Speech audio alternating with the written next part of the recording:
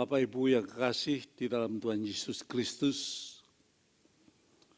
karena situasi dan kondisi kota Jakarta pada khususnya saat ini, di mana kita tidak dapat berkumpul bersama-sama di dalam tempat ibadah Gereja Isa Masih Pegangsaan, di dalam kita merayakan ibadah Jumat Agung pada hari ini.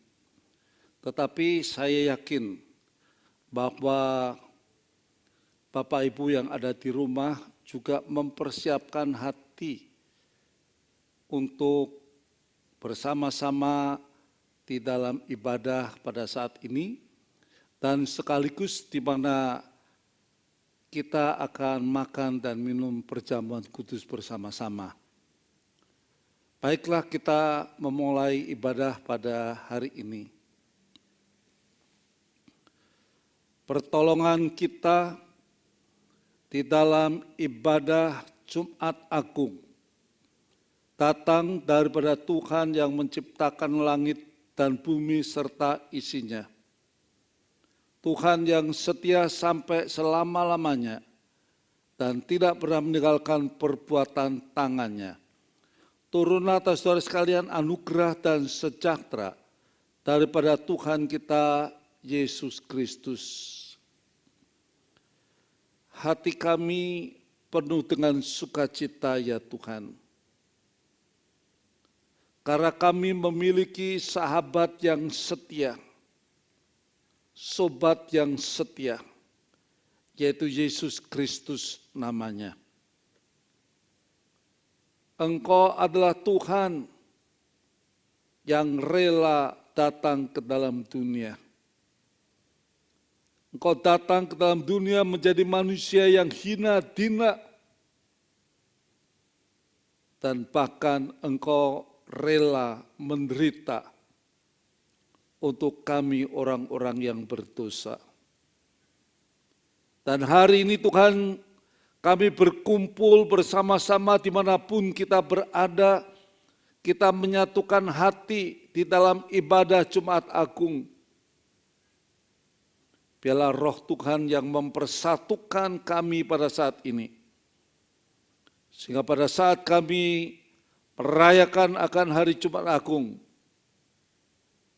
kami melihat rencana Tuhan yang sungguh indah untuk kami orang-orang yang berdosa.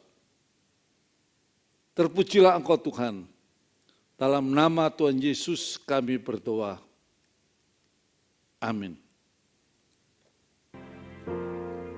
Shalom Bapak Ibu Saudara yang dikasihi Tuhan. Kita bersyukur hari ini dalam ibadah Jumat Agung.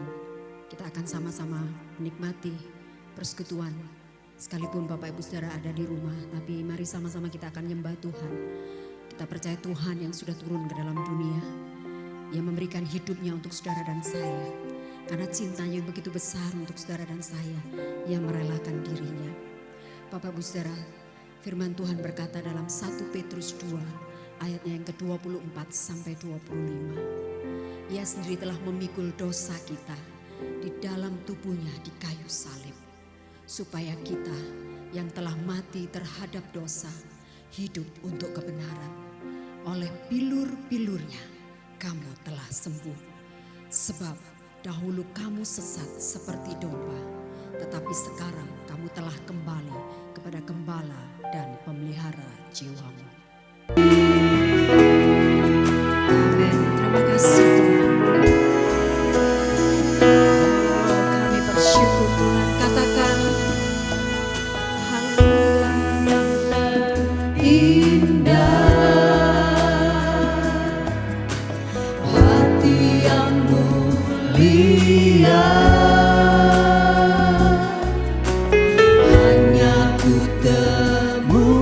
di dalam-Mu Yesusku, pujian dari hatiku selalu di setiap waktuku, tiada pernah berhenti.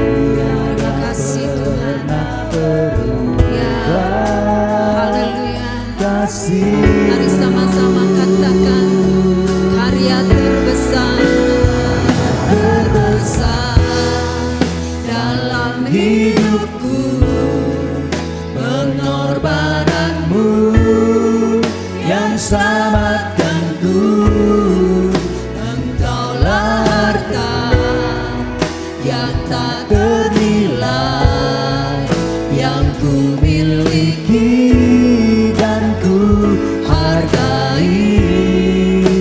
Yesus Engkau ku kagumi. Katakan karya terbesar Tuhan, karya terbesar dalam hidupku, pengorbananmu yang selamatkanku. Katakan Engkaulah harta yang tak ternilai. Terima kasih Tuhan, yang ku miliki dan ku hargai.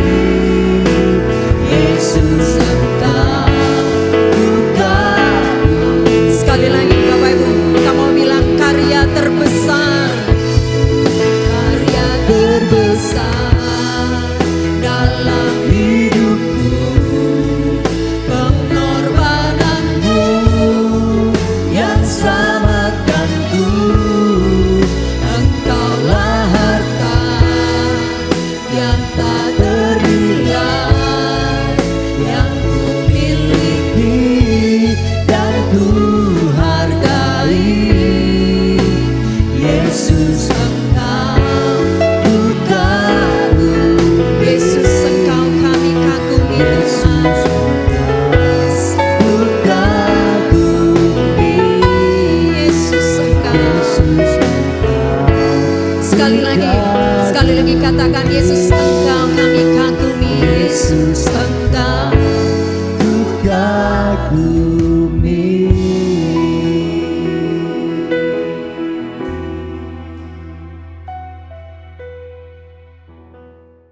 Saatnya hati kami siap menerima kebenaran-Mu. Kami siap menerima benih yang baik yang datang daripada Tuhan. Oh, kami ingat karena salib-Mu Tuhan, karena salib-Mu kami hidup, dan karena salib-Mu kami menang. Mari Bapak Ibu Saudara tetap dalam hadirat Tuhan, naikkan pujian ini untuk menyambut kebenaran firman yang akan kita terima. Haleluya Yesus. Terima kasih Tuhan, hanya Kau Tuhan. Hanya Kau Tuhan di hidupku. Mari katakan Kau berikan hidup yang baru. Darah-Mu menyucikan, pulihkan hatiku. Engkaulah segalanya, Engkaulah sumber pengharapan. Katakan kuasa-Mu Tuhan. Amin. Oh, mari naikkan pujian ini Bapak Ibu. Jiwaku pun berserah hanya kepadamu. Yesus, Kaulah segalanya. Katakan karena salib-Mu, karena salib-Mu ku hidup, karena salib-Mu ku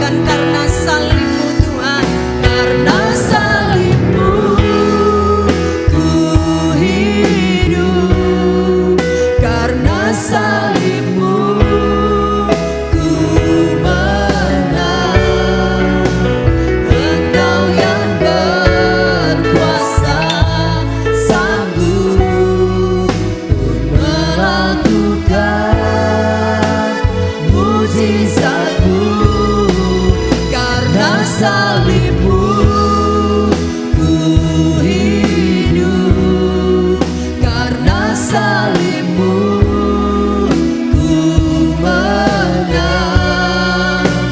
Engkau yang berkuasa sanggup melakukan mujizat-Mu. Sekali lagi, karena salib-Mu, karena salib-Mu Tuhan, karena salib-Mu ku hidup. Terima kasih Bapa, karena salib-Mu yang membawa kami kepada kemenangan itu. Engkau yang berkuasa Tuhan, haleluya, sanggup Tuhan. Amin. Lakukan mujizat Tuhan dalam seluruh hidup kami. Kami percaya Tuhan, karena salib-Mu ku hidup. Karena salib-Mu ku menang. Engkau yang berkuasa sanggup melakukan mujizat-Mu di hidupku.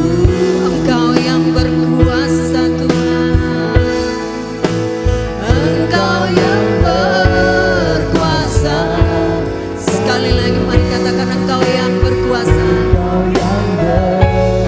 Sekali lagi Bapak Ibu, katakan, Engkau yang berkuasa. Engkau yang berkuasa sanggup melakukan mujizat-Mu di hidupku.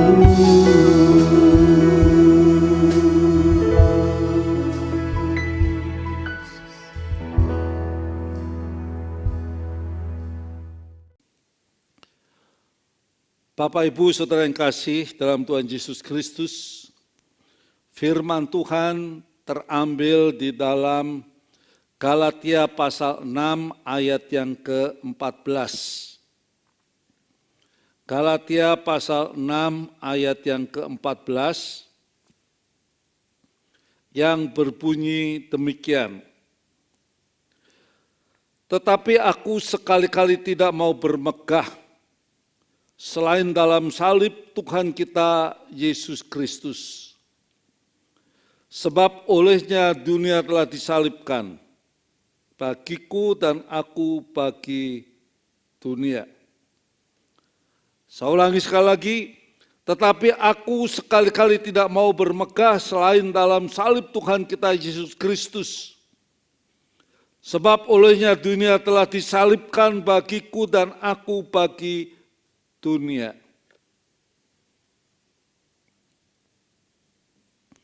Kekristenan hari-hari ini banyak menghadapi akan tantangan demi tantangan.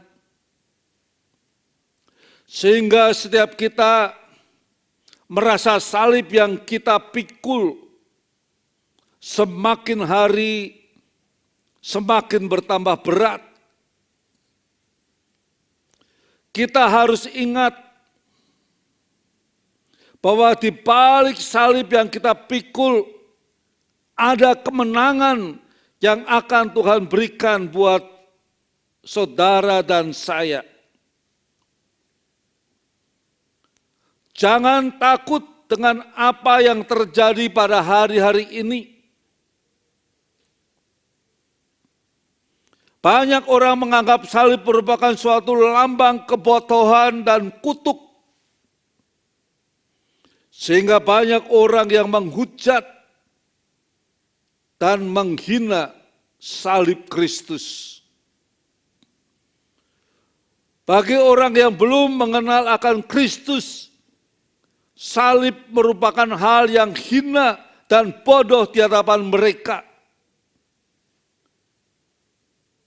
Lain halnya bagi Rasul Paulus, salib merupakan lambang kebanggaan di dalam hidupnya. Bahkan Rasul Paulus menganggap apa yang ia tahu selama ini merupakan sampah. saat ia sudah mengenal akan salib Kristus. Makna kematian Yesus sangat berbeda dengan kematian manusia-manusia pada umumnya. Karena itu jangan kita memperingati kematian Tuhan Yesus atau hari Jumat Agung dengan kesedihan. Seperti kita memperingati keluarga kita, saudara kita yang meninggal dunia. Manusia yang meninggal itu karena dia memang kalah menghadapi penyakit dan kalah menghadapi akan usia. Tetapi Yesus Kristus mati bukan karena dia kalah. Justru kematiannya adalah sebuah kemenangan. Yesus harus mati bagi dunia. Sebab tidak ada yang bisa mengalahkan kuasa dosa. Beberapa waktu yang lalu kita diingatkan tentang kebakaran hutan yang terjadi khususnya yang ada di Sumatera. Kebakaran hutan itu terjadi cukup lama. Dan banyak hutan-hutan yang terbakar. Maka pemerintah turun tangan, TNI, Polri dengan aparat yang lain dan masyarakat turun tangan untuk memadamkan akan hutan yang terbakar tersebut. Apa yang mereka lakukan? Mereka bergotong royong bersama-sama membuat parit, membatasi akan hutan satu dengan yang sebelahnya. Dengan tujuan supaya api yang ada di hutan sebelah tidak merambat ke sebelahnya. Karena ada parit yang ada di tengah-tengahnya. Tidak ada seorang pun yang bisa mengalahkan kuasa dosa yang mengikat kebiasaan seseorang.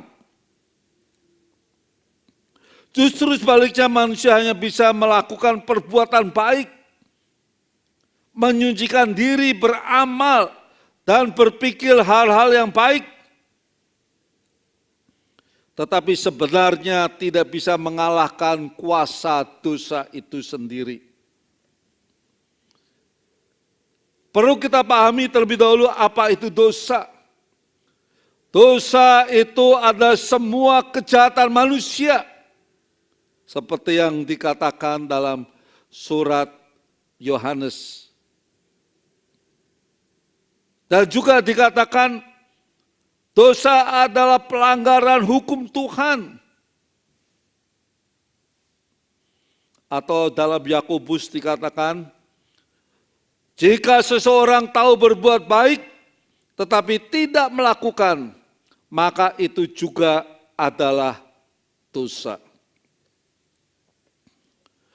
Jadi dosa tidak hanya berbicara tentang kejahatan manusia yang luar biasa, tetapi juga mengenai ketidaktaatan seseorang pada perintah Tuhan. Termasuk tahu harus berbuat baik, tetapi malah ia tidak melakukannya. Tahu kondisi yang terjadi pada sekarang ini dengan COVID-19, banyak orang yang menghadapi kesulitan, banyak orang yang menghadapi akan masalah dalam kehidupannya. Tetapi banyak orang yang menyalahgunakan dengan mencari keuntungan di tengah-tengah kesulitan yang terjadi. Bukankah Adam dan Hawa tidak melakukan dosa yang besar seperti membunuh atau mengkhianati Tuhan dengan merekrut semua ciptaannya untuk menentang Tuhan. Mereka hanya tidak taat pada perintah Tuhan. Mereka memakan buah terlarang. Tetapi ketidaktaatan merupakan masalah besar terhadap hubungan Tuhan dan manusia. Rupanya ketidaktaatan bukan masalah kecil di mata Tuhan. Kita mungkin bisa memilah-milah dosa kecil, dosa besar. Tetapi dosa entah itu kecil atau besar sama-sama mengikat dan berakhir pada ujungnya, yaitu maut.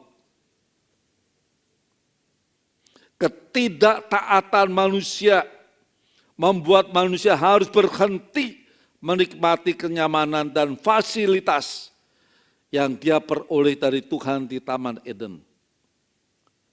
Kejatuhan manusia di dalam dosa, selain manusia kehilangan kemuliaan Tuhan dan terpisah jauh dengan Tuhan, manusia tidak bisa keluar dari kuasa dosa itu sendiri. Keterikatan dosa dimulai dari kecenderungan atau keinginan seseorang berbuat dosa hingga berujung maut. Tidak ada yang mampu mengalahkan kuasa dosa di dalam dirinya. Melalui kematian Kristus, manusia memperoleh penebusan. Di dalam surat Galatia pasal 3 ayat 13, dikatakan Kristus telah menebus kita dari kutuk hukum Taurat dengan jalan menjadi kutuk karena kita. Sebab ada tertulis, terkutuklah orang yang digantung pada kayu salib. Kita akan melihat dengan istilah penebusan. Yang pertama, ada kata agorazo, artinya membeli, membayar, menyerahkan sesuatu sebagai harga pembayaran yang setimpal untuk barang yang hendak dimilikinya. Ini dari kata agora yang berarti pasar terbuka. Manusia berada dalam dunia sebagai pasar dosa. Dan Tuhan melalui Kristus yang tanpa dosa membeli manusia berdosa. Oleh sebab itu, pemakaian kata penebusan ini berhubungan dengan keselamatan manusia. Itu berarti bahwa pemberian suatu harga yang setimpal dengan dosa manusia agar manusia bisa ditebus. Yang kedua ada kata ex agorazo, di mana di depannya ada kata ex. Kata ini lebih mempertegas dan memberikan tekanan pada arti kata di atas tadi. Berarti dari atau keluar dari. Manusia yang ditebus itu keluar atau dipindahkan dari pasar dosa. Rasul Paulus mengatakan, Kristus telah menebus kita dari kutuk hukum Taurat dengan jalan menjadi kutuk karena kita. Sebab ada tertulis, terkutuklah orang yang digantung pada kayu salib.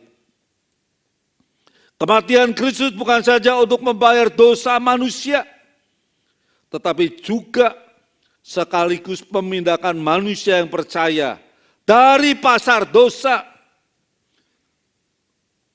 dari pasar yang bergelimangan dosa, supaya dia menjadi orang yang beriman dan dia diberi jaminan penuh oleh Kristus.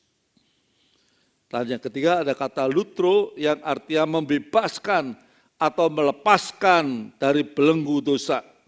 Dan disuruh pergi sebagai orang yang merdeka. Pernyataan Tuhan Yesus di dalam Matius 20 ayat 28, sama seperti anak manusia datang bukan untuk dilayani, melainkan untuk melayani dan untuk memberikan nyawanya menjadi tebusan bagi banyak orang. Kata tebusan di sini berarti membebaskan dari ikatan-ikatan dosa. Melalui Yesus Kristus, manusia yang percaya telah dibeli, manusia telah dikeluarkan dan dibebaskan dari dosa yang menjeratnya. Oleh sebab itu kita patut bersyukur kepada Yesus yang telah mati menebus dosa saudara dan saya. Yakinlah bahwa saat kita percaya kepada Yesus Kristus, kita sudah ditebus dari segala dosa kita.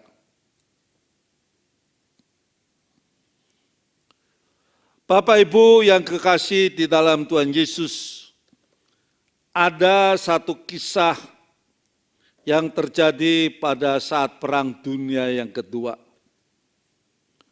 Sekelompok tahanan perang bekerja di jawatan kereta api Birma. Dan tugas hari itu, para tahanan tadi sudah mengerjakan akan tugasnya dan sudah selesai. Maka alat-alat yang digunakan dikembalikan, dihitung satu persatu. Ketika kelompok itu hampir dibubarkan, sang tentara Jepang berseru bahwa ada sebuah sekop yang hilang. Tentara tadi bersikeras bahwa salah seorang tahanan telah mencurinya untuk dijual kepada orang-orang Thailand. Sambil melangkah ke kiri ke kanan di depan para tahanan tadi, tentara tadi meneriaki dan mengutuki mereka karena kejahatan mereka. Dan yang paling tidak termaafkan adalah sikap mereka yang tidak tahu berterima kasih kepada kaisar. Sambil dia berteriak-teriak tanpa terkendali, kemarahannya makin menjadi-jadi. Ya, menuntut agar orang yang bersalah untuk maju ke depan, untuk menerima akan hukumannya. Tidak ada yang bergerak. Tentara tadi makin marah dan mencapai puncaknya. Di mana kata ke bawah, tentara atau tahanan-tahanan tadi akan dibunuh semua. Dan untuk menunjukkan kesungguhannya, dia mempersiapkan senjatanya, mengokang akan senjatanya, dan membidikan ke arah para tahanan tadi. Pada saat itu, sang Argil, ini julukan untuk tentara Skotlandia, maju ke depan. Dia berdiri dengan tegap dan penuh hormat dan berkata dengan tenang, "Saya pelakunya." Tentara tadi melampiaskan seluruh kebenciannya yang telah memuncak tadi. Dia menendang tahanan tadi, dia memukul. Sang Argil tetap saja berdiri dengan tegap dan penuh hormat. Meskipun darahnya mengucur pada wajahnya, sang Argil tetap tenang. Membuat tentara Jepang tadi menjadi marah. Dan dia berteriak-teriak menghantam akan tahanan tadi. Dia mengangkat akan senjatanya sambil berteriak dan dia menghantamkan pada kepala dari si Argil tadi. Langsung si tahanan tadi dia terkapar jatuh ke tanah. Tidak bergerak. Dan jelas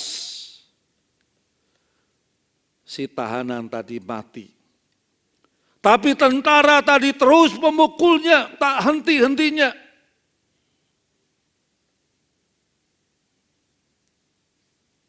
Para pekerja akhirnya selesai tadi, karena kelelahan dari tentara tadi, para pekerja mengangkat akan mayat daripada rekannya.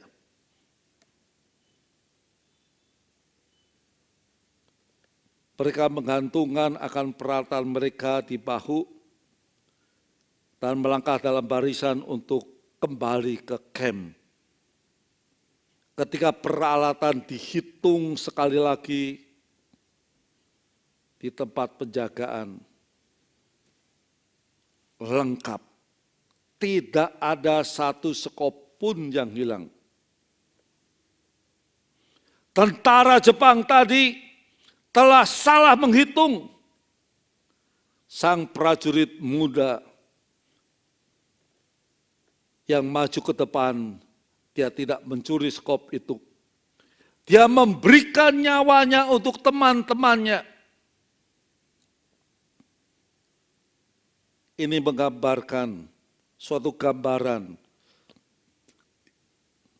Yesus Kristus berkata, tidak ada kasih yang lebih besar daripada kasih seorang yang memberikan nyawanya untuk sahabat-sahabatnya. Yesus memberikan nyawanya untuk saudara dan saya. Itulah ekspresi kasih yang paling agung. Dan kasih Yesus tidak mencari keuntungan diri sendiri. Sebaliknya kasihnya memberikan keuntungan bagi orang lain yang dikasihi. Bahkan dia rela mati di atas kayu salib untuk menyelamatkan saudara dan saya daripada murka dan hukuman Tuhan. Kematian Yesus tidak bisa kita samakan atau bandingkan dengan kematian para nabi, para rasul ataupun tokoh-tokoh besar dan ternama manapun di dunia. Kematian Yesus Kristus adalah hakikat keselamatan bagi umat manusia. Karena melalui kematiannya kita diperdamaikan dengan Tuhan. Bapak Ibu yang kekasih dalam Tuhan Yesus Kristus, oleh darah Tuhan Yesus yang tercurah di Golgota, saudara dan saya dilayakan untuk masuk ke tempat kudus Tuhan. Sebagai manusia berdosa seharusnya kita dihukum dan dimurkai Tuhan. Tetapi melalui kematian Tuhan Yesus Kristus, saudara dan saya beroleh pengampunan dosa dan mendapat keselamatan kekal. Roma pasal 5 ayat 9 dikatakan, karena kita sekarang telah dibenarkan oleh darahnya, kita pasti akan diselamatkan dari murkanya. Jadi tanpa melalui salib Kristus, semua manusia akan mengalami kebinasaan kekal. Karena firman Tuhan mengatakan semua orang telah berbuat dosa Semua orang telah kehilangan kemuliaan Tuhan. Dan kita tahu bahwa dosa merusak seluruh aspek kehidupan manusia. Dan dosa itu mendatangkan murka dan hukuman Tuhan atas manusia. Sebab upah dosa ialah maut. Tetapi karunia Tuhan ialah hidup yang kekal dalam Kristus Yesus Tuhan kita. Ingatlah, hidup yang kita hidupi itu mahal. Tak bisa dibeli oleh apapun juga. Belum pernah ada seorang memberikan jaminan akan keselamatan kekal pada orang lain selain daripada Yesus Kristus.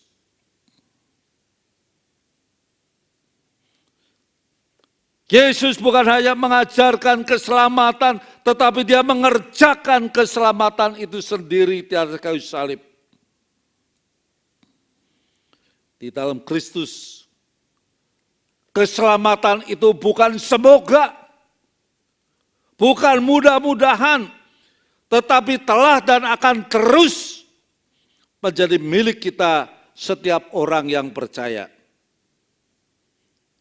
Banyak orang menganggap enteng keselamatan itu. Sehingga mereka menggadaikan, bahkan menjualnya demi jabatan, demi pasangan hidup, demi harta benda, demi status sosial. Orang menggadaikan akan keselamatan tadi. Apa yang terjadi jika kita diperhadapkan dengan salib Kristus? Yang pertama kita lihat terjadi perubahan. Perubahan pertama yang terjadi ketika seorang percaya pada Tuhan Yesus adalah perubahan status. Rasul Paulus menyebut dengan istilah ciptaan baru. Perubahan status terjadi seseorang berdosa menjadi orang benar, pindah. Kita yang semula menjadi musuh Tuhan karena dosa, kini oleh darah Kristus kita menjadi anak-anaknya. Kita menjadi miliknya. Kita yang tadinya mengalami kematian rohani dan menuju kepada kematian kekal, oleh salib Yesus Kristus, kita mengalami hidup kekal. Kita dipindahkan dari dalam maut ke dalam hidup yang kekal. Paulus mengalami pada saat dia bertemu dengan Yesus di pintu gerbang kota Emmaus. Ada satu perubahan terjadi dalam hidupnya.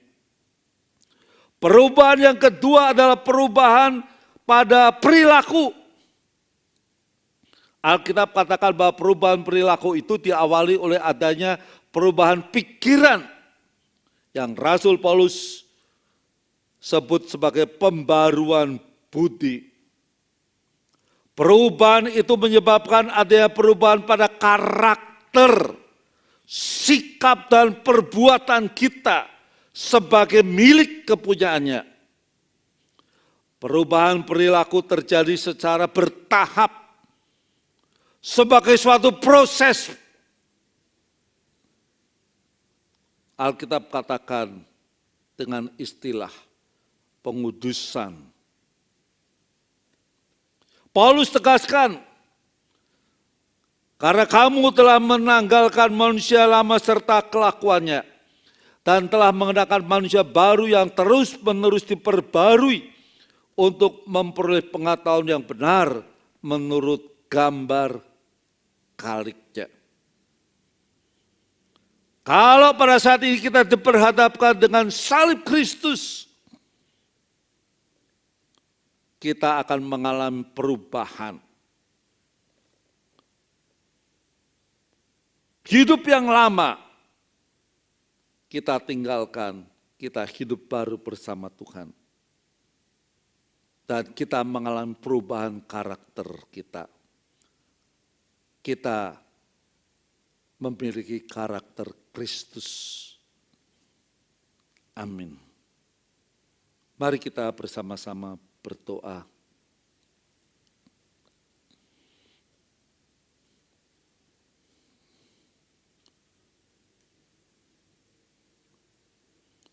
Kami bersyukur kepadamu ya Tuhan, karena salib Kristuslah yang dimana Yesus Kristus telah berkorban, memberikan seluruh hidupnya untuk saya dan semua umat manusia. Supaya kami yang percaya pada Engkau tidak mengalami hukuman kekal, tetapi memperoleh kehidupan yang kekal.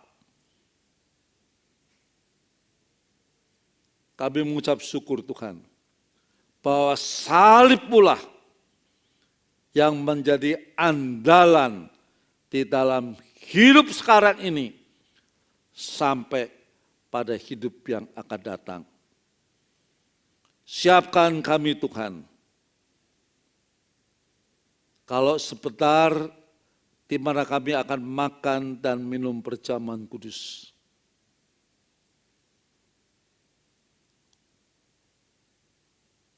Supaya Tuhan layakan pada saat kami makan dan minum perjamuan kudus ini. Dalam nama Tuhan Yesus kami berdoa. Amin. Sebelum kita makan dan minum perjamuan kudus, baiklah Bapak Ibu merenungkan apa yang firman Tuhan katakan dalam Yohanes pasal 6. Maka kata Yesus kepada mereka, Aku berkata kepadamu, sesungguhnya jikalau kamu tidak makan daging anak manusia dan minum darahnya, kamu tidak mempunyai hidup di dalam dirimu. Barang siapa makan dagingku dan minum darahku, ia mempunyai hidup yang kekal, dan aku akan membangkitkan dia pada akhir zaman. Sebab dagingku adalah benar-benar makanan, dan darahku adalah benar-benar minuman. Barang siapa makan dagingku dan minum darahku, ia tinggal di dalam aku, dan aku di dalam dia. Sama seperti Bapa yang hidup mengutus aku, dan aku hidup oleh Bapa, demikian juga barang siapa yang memakan aku akan hidup oleh aku.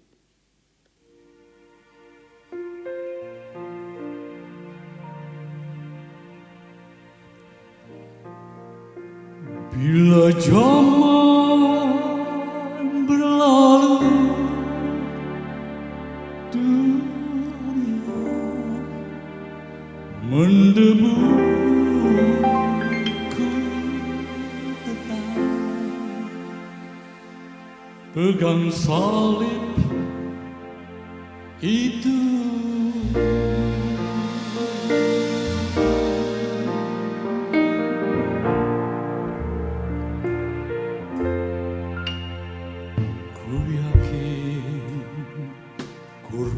Kristus di kayu salib merubah hidup dengan ajaib. Hidupku sungguh-sungguh menjadi baru. Ku tetap dekat salib itu. Aku pun percaya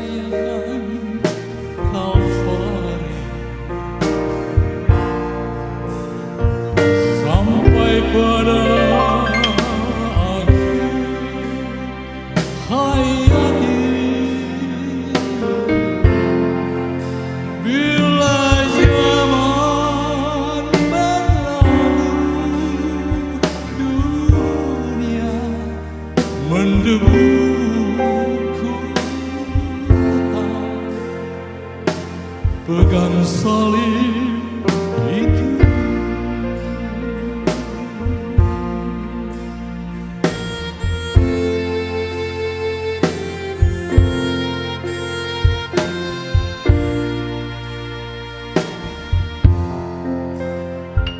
Ku yakin hidup penuh rahasia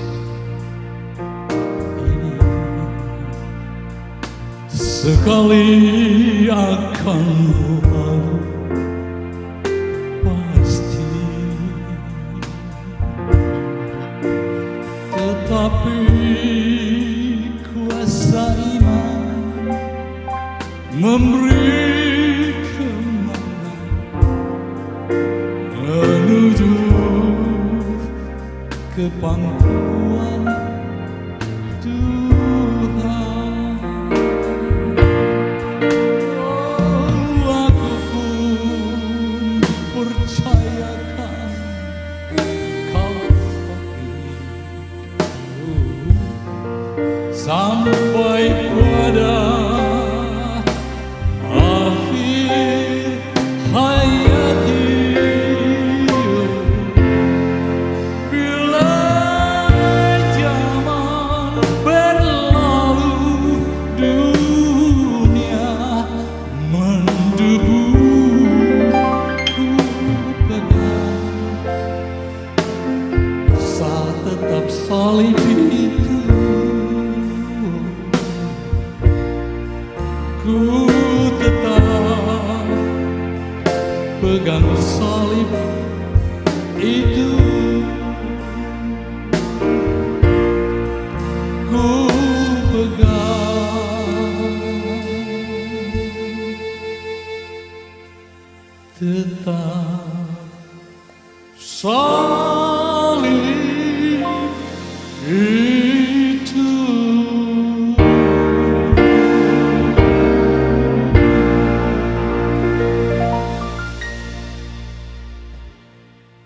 Marilah Bapak Ibu sekalian dan yang ada di rumah masing-masing, kita memegang akan roti yang melambangkan akan tubuh Tuhan, dan kita juga memegang akan anggur yang melambangkan akan darah Tuhan Yesus. Mari kita berdoa. Ya Tuhan, pada saat ini di tempat kami berada, di rumah kami masing-masing, kami masih dapat berkumpul dengan saudara-saudara kami, keluarga kami, untuk makan dan minum perjamuan kudus pada hari Jumat Agung ini. Kami berdoa Tuhan, biar Roh Kudus sendiri yang akan terus berbicara, bahwa salib Kristuslah yang memberikan jaminan keselamatan bagi kami orang berdosa. Karena melalui pengorbanan-Mu saja Tuhan, segala dosa-dosa kami Engkau telah tanggung. Melalui pengorbanan Tuhan di atas bukit Golgota, Engkau telah menebus dan Engkau telah membayar dengan harga yang tunai. Terima kasih Tuhan, bahwa kami menjadi milik kepunyaan-Mu. Terima kasih Tuhan, buat keselamatan yang sudah kami miliki. Sekarang kami akan makan dan minum perjamuan kudus. biarlah Roh Kudus menolong pada kami. Dalam nama Tuhan Yesus kami berdoa. Amin. Baiklah Bapak Ibu memegang akan roti dan firman Tuhan mengatakan, sebab apa yang telah kuteruskan kepadamu telah aku terima dari Tuhan, yaitu bahwa Tuhan Yesus pada malam waktu ia diserahkan mengambil roti. Dan setelah itu ia mengucapkan syukur atasnya. Ia memecah-mecahkannya dan berkata, inilah tubuhku yang diserahkan bagi kamu. Perbuatlah ini menjadi peringatan akan aku. Terima kasih Tuhan buat jaminan keselamatan yang Tuhan berikan pada kami melalui pengorbanan Tuhan Yesus di Bukit Golgota. Terima kasih Tuhan buat tubuhmu yang hancur, supaya kami yang percaya beroleh keselamatan. Terima kasih Tuhan Yesus. Mari kita makan bersama-sama, kita pecahkan di dalam nama Tuhan Yesus.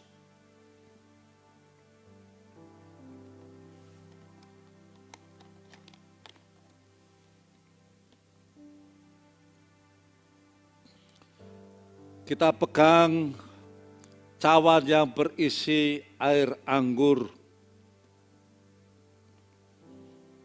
Firman Tuhan mengatakan, demikian juga ia mengambil cawan dan makan lalu berkata, cawan ini adalah perjanjian baru yang dimeteraikan oleh darahku. Perbuatlah ini setiap kali kamu meminumnya, menjadi peringatan akan aku. Terima kasih Tuhan. Terima kasih buat darah Tuhan yang sudah tercurah